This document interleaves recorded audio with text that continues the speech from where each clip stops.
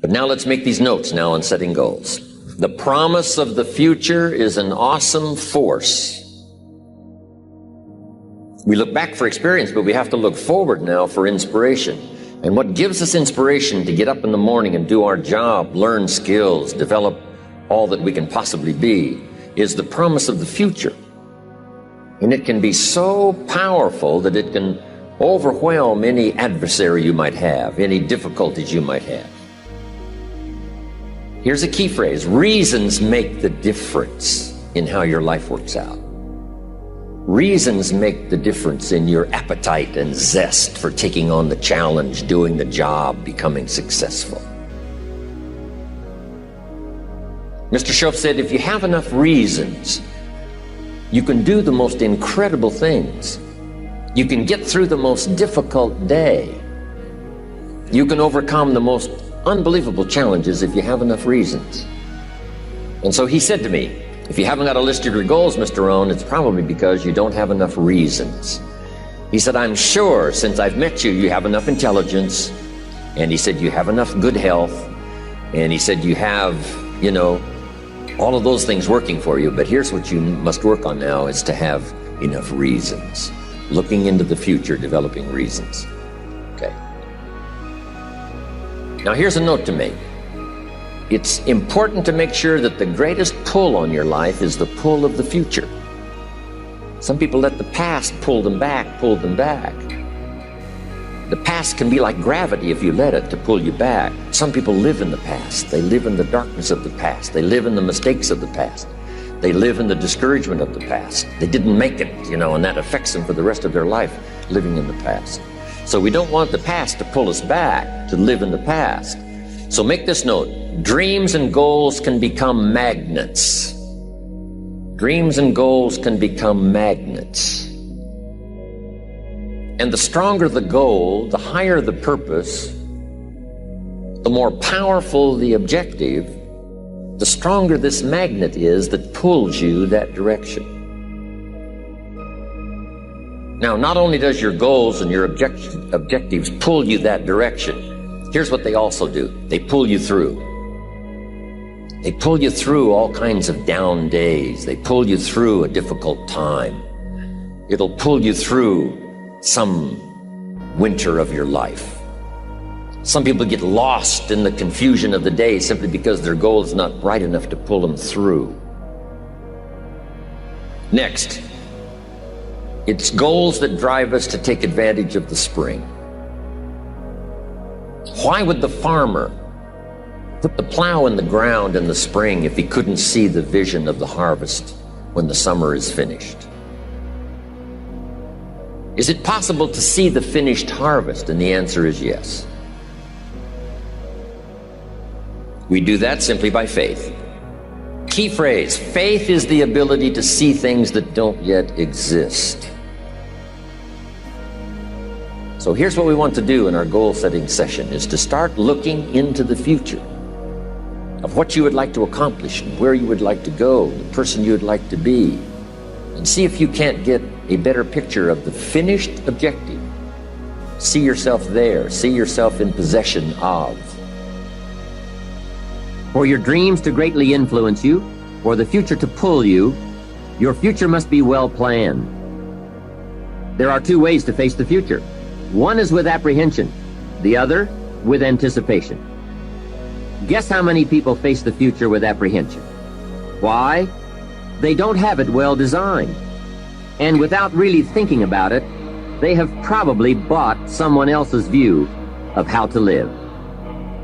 You will face the future with anticipation when you have planned a future you can get excited about, when you have designed your future results in advance. In this way, the future will capture your imagination. It will exert an enormous influence on you. And to design your future, you must have goals. Well-defined goals are like a magnet. They pull you in their direction. And the better you have defined them, the better you have described them, the harder you work on them, the stronger they pull. And they pull you through all kinds of difficulties too. Without goals, It is easy to let life deteriorate to the point where you're just making a living. It is not difficult to get trapped by economic necessity and settle for existence rather than substance. We all have a choice. We can either make a living or design a life. Now we're going to take some time to actually start designing the next 10 years of your life. We're going to start setting your goals. Goal setting is one of the most important skills to develop if you want to design your future. I'm going to give you enough homework not only to keep you busy for the rest of your life, but also to help you create the kind of life you may have always dreamed about living, but never believed possible. So let's get on with it. The sooner you exert the discipline, the sooner you will be enjoying the results. Once the results start to come, believe me, you won't mind the hard work and discipline it's going to take. Now, get a sheet of paper, and at the top of it, write the words, long-range goals. I'm going to ask you some questions, and I want you to jot down the answers. If you don't have paper and pen handy, follow along with me now anyway, just listening. Then later, listen again when you can write down your ideas. After I've asked the questions, which is the first part of this exercise, you can stop the tape and work on your answers. Entitle this part of it now, Workshop. And under the workshop, I'm going to ask a series of questions, and it's going to serve as a model so that you can teach this to your children, you can teach it in classes, you can teach it anywhere. Under the workshop, now here's the first question. What 5 things have you already accomplished that you're proud of? Let's take some credit before we go to work on the future. We've accomplished some things in the past. Let's give ourselves credit for that. What 5 things have you already accomplished that you're proud of? So I want you to make a note of that question, and then I want you to do the exercise. Make a list of 5 things that you can think of that you've already accomplished that you're proud of. Next question. What do you want in the next 10 years? I want you to make a list of at least 50 items. Now, this is not what you think you can get. This is what you want. If everything fell into place and you could have anything you wanted in the next 10 years, what would that list be? Not something you think you can earn, not something you think you can buy, not something you think you can, finally be so successful you can get. This is what would really do it for you the next 10 years. I want you to make this list. And here's the deal now. I want you to put each item one under the other. Not side by side, but one under the other. Just let your dreams, run free here. Not what you think you can get, but what you want. If everything fell into place, and you could have whatever you wanted the next 10 years, what would that be? Little things, major things, insignificant things, doesn't matter. Just make the list. To help you get started with your list, consider these questions. What do I want to do? What do I want to see?